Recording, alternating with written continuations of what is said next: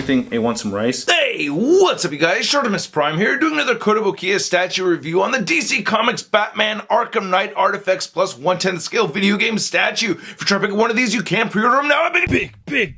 Get your big badass toys at BigBadToyStore.com.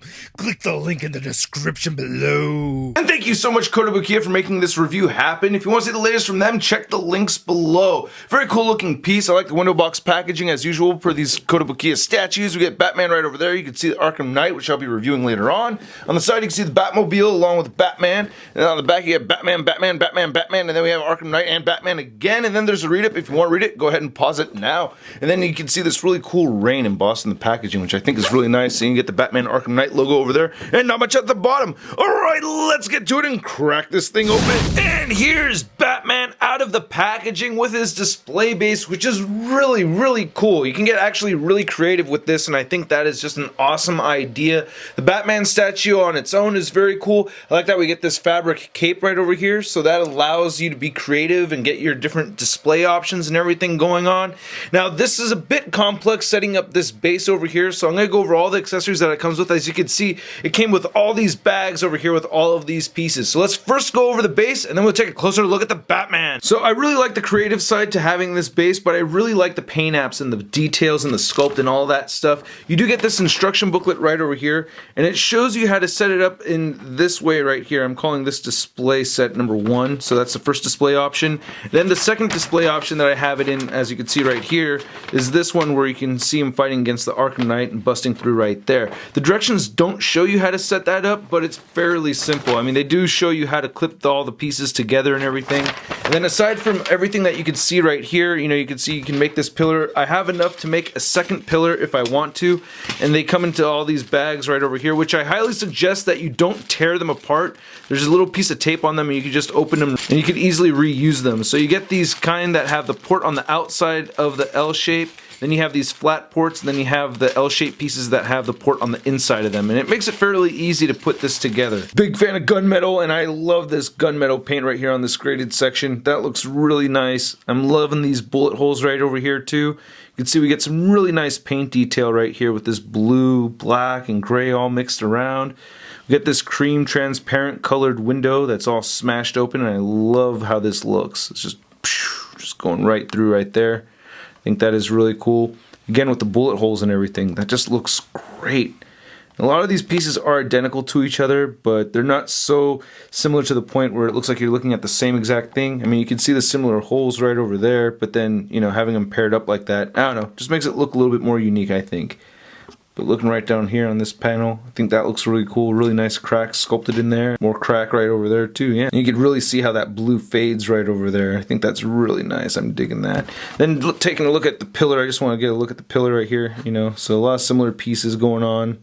Just looks really nice. And then, oop, that came out. I guess my biggest complaint with this piece is getting Batman plugged in here is a little tricky because it can be tough to balance him. As you can see, he's kind of leaning this way, so you kind of want to aim for a corner. And still kind of falling, and there he goes. So I don't feel entirely confident about it staying like this. I feel like it can fall over a little bit easier than I'd like it to, but he stays. Let's see, let's do a shake test, huh? Okay, here we go. Alright, cool, I'm totally full of it, so it stays just fine. Then you're just looking at the head sculpt of the statue, which is tricky to get a shot of, but I think it looks pretty cool. The only thing is the paint apps look a little off to me in that left eye. I don't know, could be nitpicky, but it looks like he's a little cockeyed. But other than that, I think it looks pretty good. I like the flesh tone on him. I really like how the cowl looks on here and everything. Get some very nice glossy black right there. Again, I love the gunmetal, some nice silver paint apps. The gold on his utility belt looks really clean. I'm digging that. And these darker bluish tealish colors look pretty nice with some black fading in them, so I think that's really cool. So I'm looking at his boot right over there. It looks really nice with that gunmetal color. Love that gunmetal. Love the silver. God, it looks really sick. And it has ankle pivot, even though it doesn't actually function, but there's ankle pivot right there. So they gave it ankle pivot. And then right over here on this other leg, looking pretty cool. And then looking at that utility belt some more, and I really like all these little pieces right over here. And his armor looks really good. The arms look really nice. It looks like some Kevlar right over there. The gauntlet looks really good. Has some nice silver dry brushing over it, giving it some details. There's the metal peg to plug in. The hands even sculpted pretty nicely right there for the glove. And there's a bat butt, and then we have the bat back right there, even detailed out quite nicely. And here's taking a look at the other arm. Really cool. I like these. So it's tricky getting a solid measurement on the Batman statue itself, but measuring the base over here, it's at 10.5 inches tall.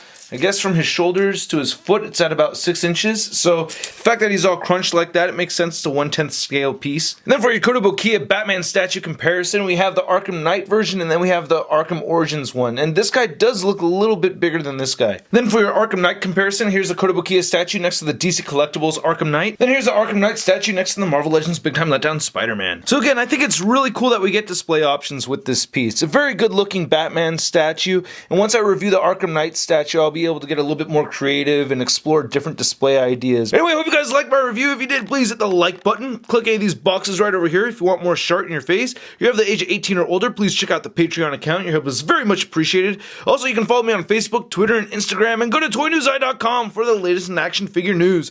I'll catch you guys later. Peace. Posing action figures, imposing action figures, imposing action figures every day. I'm posing action figures, I'm posing action figures, I'm posing action figures. That's crispy. Like, you know, you get a lot of back crack.